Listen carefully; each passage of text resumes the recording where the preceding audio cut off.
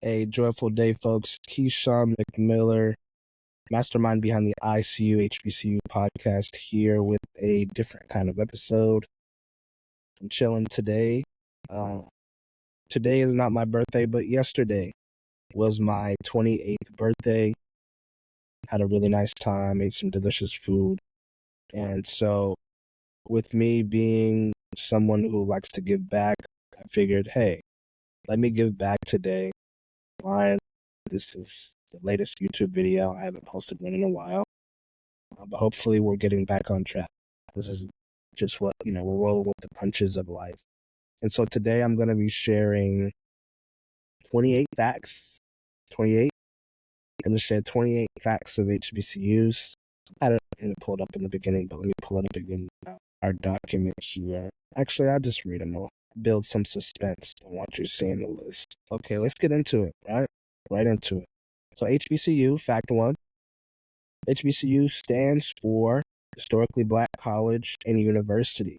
And what is an HBCU, right? HBCUs are educational institutions that were established before 1964. They were designed and were designed specifically for the educating of African Americans during the time where slaves were freed. Freed African Americans weren't able to go to the white institutions, historically white institutions, and so HBCUs, as they are now known as, were then established to advance African Americans. Good stuff. Rolling right into fact number two, there are 107 recognized HBCUs across 21 states and the U.S. Islands.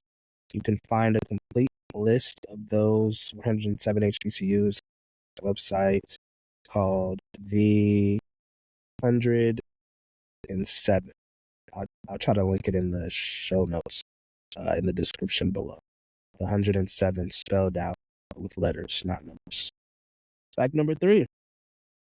Well, some of these are gonna align, so you'll notice. So right, we talked about overarching HBCUs. Now we're gonna scale down a little bit. Number three, right? Cheyney University of Pennsylvania, as it's now known, became the first HBCU when it was founded in 1837. 1837. Wow. Cheyney University, Pennsylvania, first HBCU. But this one is interesting. I didn't know this one. And let me give a little more context into why I'm sharing before I get into fact number four. I'm not an expert. Hey, I'm a graduate of HBCUs, Bethune-Cookman University and Fort A&M respectively. I'm not an expert. I'm on this learning journey too, and so there were some facts in this that I'm going to share in this video today that even I didn't know. And I think it's really special when you can grow and learn with your audience too. I think about someone that I watch, David Shands, over at Social Proof Podcast. He talks about how he brings on guests, subject matter experts, because he wants to learn too, right? He's asking the guests questions that he wants to know as well. And so I've adopted the same mindset, really. HBCUs are special to me. They're near and dear to my heart. And so as I grow and learn and learning more about their impact and legacy, I want to share that with you. I hope we can build a community of HBCU advocates for a better future. So I had to get that caveat out of the way. Fact number four. Now, although Cheyney University was the first HBCU in 1837, Lincoln University in Pennsylvania, which opened in 1954, was the first degree-granting HBCU. I thought that was really interesting. So I'm very curious to know, before 1954, what were graduates receiving from HBCUs? That's something I'll have to do some more research on, for sure. I mean, if it seems interesting, I would definitely make another video about it. If that's something folks want to see, you can comment down below. But I thought that was interesting. First degree granting HBCU. Let's get into some facts of impact, okay? Fact number five. HBCUs make up only 3%, 3% of colleges and universities in the United States. 3%. However, even more so, HBCUs have 1/8 the average size of endowments than historically white colleges and universities. 1/8. So, right, think about some of the challenges that are often named about HBCUs. Funding and resources is always typically number 1 and 2. Now, even though 3% of colleges and universities, even though 1/8 endowment size than historically white colleges and universities, check this out. Of all degrees awarded by HBCU, and we're rolling into facts 7 and 8 here, of all degrees awarded by HBCUs, nearly 75% of those degrees go to Black students. Okay? Even more than that, although HBCUs represent a small percentage, right? We said 3% of America's higher education landscape, they graduate nearly 50% of Black teachers, 70% of Black doctors and dentists, and 80% of Black lawyers. 3%, and then you hear fact number 8, 50% of Black teachers, 70% of Black doctors and dentists, and 80% of Black lawyers. How's that for impact? And I know specifically, and this is a bonus fact, there are 6 HBCU law schools, and to graduate 80% of Black lawyers that's remarkable. So it's not always about the size, the quantity. Sometimes it's the quality and the opportunity. HBCU magic, it's special. Some more numbers here. Fact number 9, with 14 HBCUs, Alabama is the state with the most HBCUs. Alabama.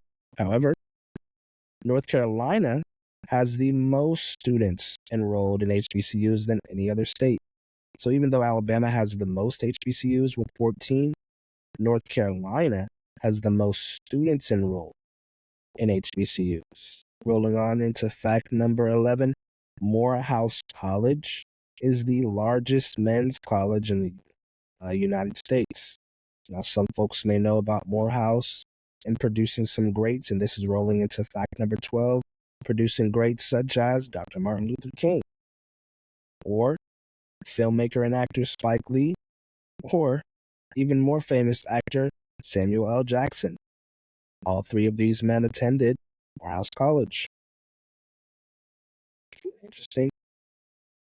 Morehouse College made recent news a couple years ago as being the first higher education institution, this is fact number 13, to offer classes in the metaverse. So think about metaverse is like kind of like virtual reality.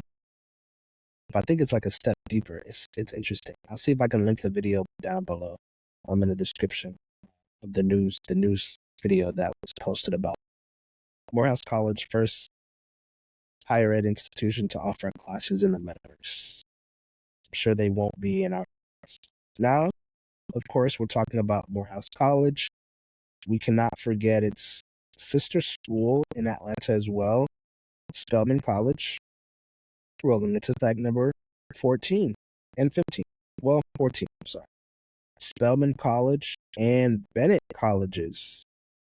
Spelman and Bennett Colleges, produced over half, that's 50%, of the nation's African American women who go on to earn doctorates in all science fields. 2 HBCUs, Spelman and Bennett College, produced over 50% of the nation's African American women who go on to earn doctorates in all science fields. That's 2. Remember we talked about the 3% earlier? This is the impact. And so I just think about the deep history and legacy of the women, in this case of Spelman and Bennett, the women that have come and gone through those doors, who have paved the way for the newer generations of African American women who are earning doctorates in STEM-related fields. We're on the shoulders of giants. This is good stuff. So, a fact that folks may know that's been in recent news. Fact number 15: Vice President, now current Democratic presidential candidate Kamala Harris attended Howard University. For folks that didn't know that.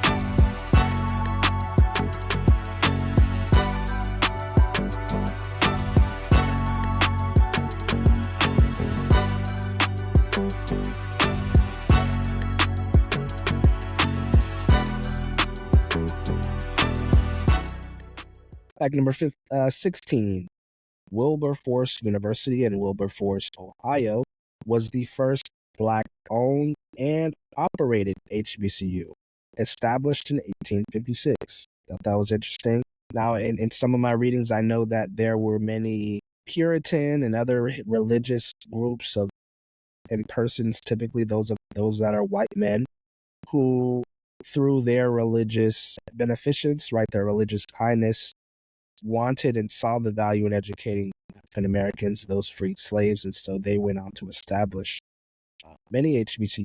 As you see here, Wilberforce University was the first Black-owned and operated HBCU, established in 1856. That's good. Another similar fact, but a different HBCU, fact 17. Alabama State University in Montgomery, Alabama was founded in 1867, so roughly 11 years after Wilberforce. Alabama State University was founded by a group of Black Americans that were known as the Marian Nine. This is something I didn't know either. The Marian Nine. I'm interested in doing some more research on them. Maybe a separate video coming out soon. Marian. It's really interesting. If you're liking this video, give me a thumbs up, comment down below what's been your favorite fact thus far. Share this video, right, once you finish all of it. If you'd like a part 2, hey, let me know. As you can see, the facts are ongoing. We can definitely pull out and find. I'm sure we can find hundreds more. Rolling into fact number 18. Most HBCUs are in the South or on the East Coast.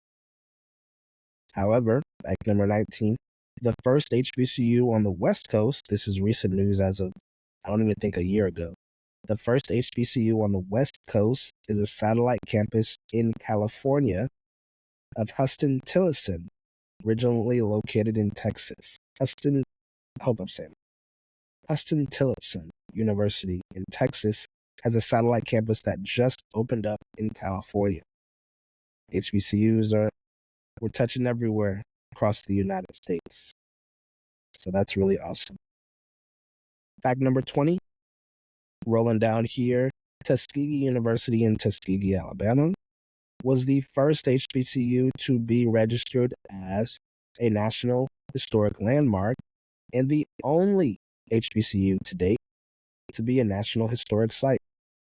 Now, me personally, I believe that all HBCUs are pillars of not only Black resistance, but Black history. I think they should all be registered as National Historical Landmarks. That's just me. Their literal existence is Black history in motion, is living Black history. And so maybe we need to start a petition. I don't know what the process is to get something dubbed as a national landmark, but I think all HBCUs need to have that. All HBCUs should have that status. That's my opinion. Let's get into this one. Some more accomplishments here. 21. Fact 21. 12.5% of CEOs in the United States graduated from HBCUs. 12.5%. How about that? We're producing leaders. 22. 80% of Black judges graduated from HBCUs. We know Thurgood Marshall, very famous Black judge. See if we can pull some others. Ernest Finney. I'm looking these up right now. Ernest Finney. What else do you got? You know what, let me share my screen. Actually, I want you all to see this. Check this out. Ernest Finney from Claflin University, South Carolina Supreme Court. Charles E. Freeman, Virginia Union University, Illinois Supreme Court. And this is from that website, actually, the 107. So you see it, the 100-7.org. How about this? Geraldine Hines, Tougaloo College, Massachusetts. Barnett Johnson, Spelman College. We just talked about them, Louisiana. And the list goes on. As you can see, we've got more. Right. The important thing here is that, hey, it's not just Thurgood. HBCUs are a treasure trove of hidden Black history that we don't know about, that isn't taught in public school. And so that's another one of my missions, and I'm hoping to, as I grow the movement, to showcase some of those hidden histories, such as these Black judges, such as the Marian Nine, as we talked about earlier. This is good. HBCU, fact number 23, HBCUs produce 25% of the country's Black STEM graduates. STEM graduates. Let's see what we got. Let's see. Black STEM graduates. Maybe we'll do a separate video on STEM graduates. How about that? Because STEM could write science, technology, engineering, mathematics. When we think about Johnson, I believe she went to HBCU, didn't she? She did. Let's see. See, I'm learning too, folks. Did she? Let's see. Katherine Johnson. She did. Okay. Katherine Johnson, Hidden Figures, the movie, she was played by Taraji P. Henson, also an HBCU grad. I'm trying to tell you this, folks. She attended West Virginia State, now University, graduating with a double degree in French and math. Katherine Johnson, famous for her pioneering work with NASA. If you haven't seen Hidden Figures yet, I recommend you go see that. It's good. Some more facts here. We're rolling into 24. In 1959, Patricia and Priscilla Stevens, two students at Florida A&M University, my alma mater, organized a bus boycott in support of racial integration, leading to one of the country's first lunch counter sit-ins. Interesting. That might be my bad. That's a typo. I was like, how do you get a sit-in from a bus stop? Okay, that's a typo. However, Patricia and Priscilla Stevens, this is one take, Drake. Patricia and Priscilla Stevens were students at Florida A&M University. They organized a bus boycott in support of racial integration. So when many folks think about bus boycott, what do they think about? Alabama bus boycott, led by Dr. Martin Luther King, right? But no, that was not the only bus boycott. Florida, right here in Florida, Florida A&M University, Patricia and Priscilla Stevens. I want to do a separate video on it too. I think that's just so interesting. And it's another one of those facts that I didn't know about prior to making this video. Fact number 25. North Carolina Agricultural and Technical State University, or NCAT for short, as folks know it. This is in Greensboro, North Carolina, is the largest HBCU in the country. And to give some more news, as of this current 24-25 school year, they just hit a record enrollment of over 14,000 students. That's NCAT University. So remember we said earlier, although Alabama has the most HBCUs with 14, we said North Carolina had the most students as a state, the most HBCU students as a state. And this is the reason why, partially the reason why, North Carolina A&T, as it's also known as, 14,000 students. Fact number 26, we're winding down here. Hey, again, if you like this video, give it a thumbs up, comment down below your favorite fact thus far.